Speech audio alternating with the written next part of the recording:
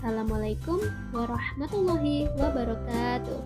Hello everyone, I'm Nayyara and welcome to my YouTube channel. Today, we're going to discuss about personal letters and analytical exposition. Have you ever written a letter to someone, especially someone close to you? That was called a personal letter. More specifically, a personal letter is a type of letter or informal composition that usually concerns personal matters rather than professional concerns and is sent from one individual to another. Meanwhile, the purpose of a personal letter itself The purpose about the personal letter is to convey personal opinion or interest, and the function as to tell good or bad news, to tell about experience or activity, apologizing or giving advice, and asking for help. Then there is the language feature of personal letter, which has first, familiar language. Use familiar words or phrases such as I, you, or me to create a relaxed tone. Second, expressive and emotional. The writer's emotion and feelings can be seen through the use of expressive words and sentences that describe feelings.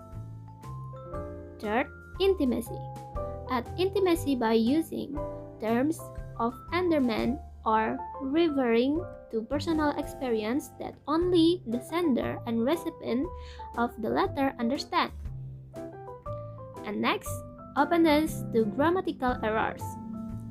While maintaining clarity, personal letters can allow for more informal grammatical or spelling errors. And the last, structural flexibility. Be more flexible in sentence and paragraph structure, giving the information of freedom in conveying the message.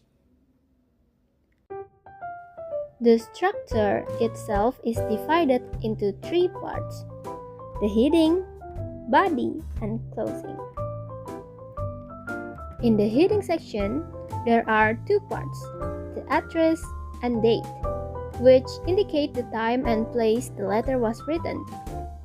In the body section, there is a salutation, introduction, content, and closing. And closure.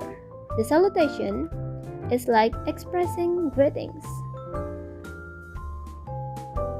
while the introduction is like the opening of a letter.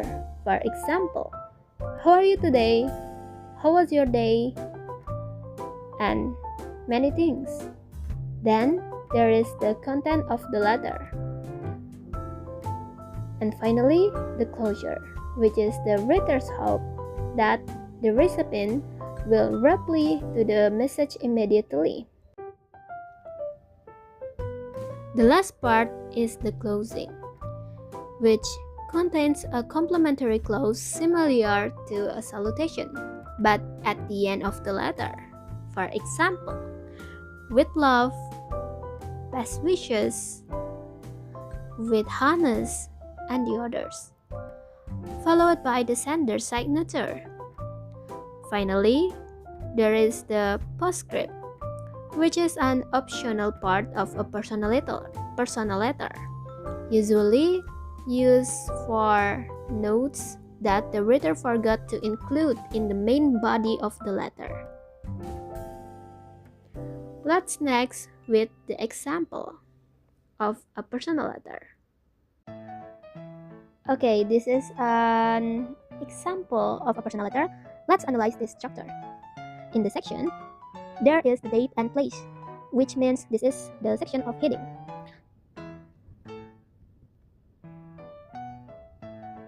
Oh, wait.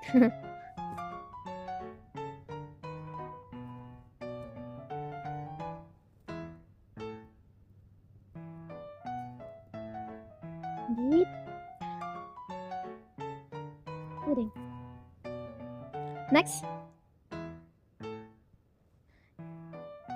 there is the sentence, "Dear my beloved parents," which indicates which is part of the salutation. Salutation. Followed by the sentence, "How are you?" which indicate that the writer is asking about the recipient's well-being. This is the introduction.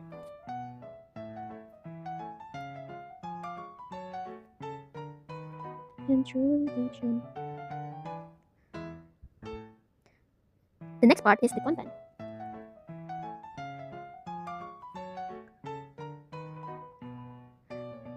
Where the reader tells his parents about his daily life in Japan, ending with the sentence, "That's all for the letters." That means a closure.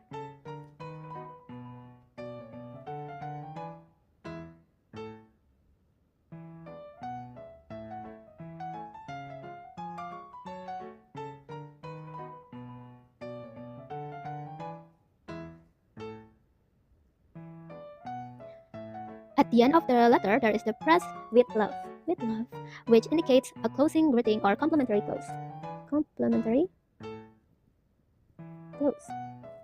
And followed by the sender's signature and a note from the sender or postscript. This is a sign. And the postscript. This is optional for the postscript, okay?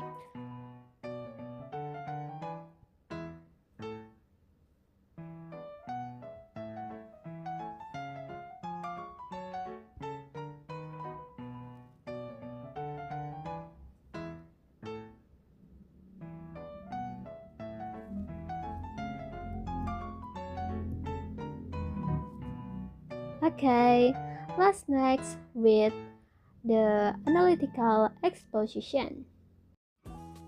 Okay, we've now moved on to the material on analytical exposition. So, what is analytical exposition means? Exposition text is analytical exposition text is a text that elaborates the writer's idea about the phenomenon surrounding. And then the social function of an analytical exposition text is to persuade the reader that a particular issue or idea is important and that the writer's opinion about it is correct. So it's like a suggestion for the readers. And then generic structure. The structure of analytical exposition is divided into three parts: thesis, argument, and reorientation. First is thesis. It's the part that introduces the main topic and the writer's position, such as whether he or she supports or opposes the point being made. And second is argument, restores main argument outlined in review or thesis. And the last is reorientation, a conclusion from the writers summing up the argument. And then the last language feature of analytical exposition are simple present tense, mental and relational process, thinking verbs, conjunction, adjective, evaluative word, and modal verb.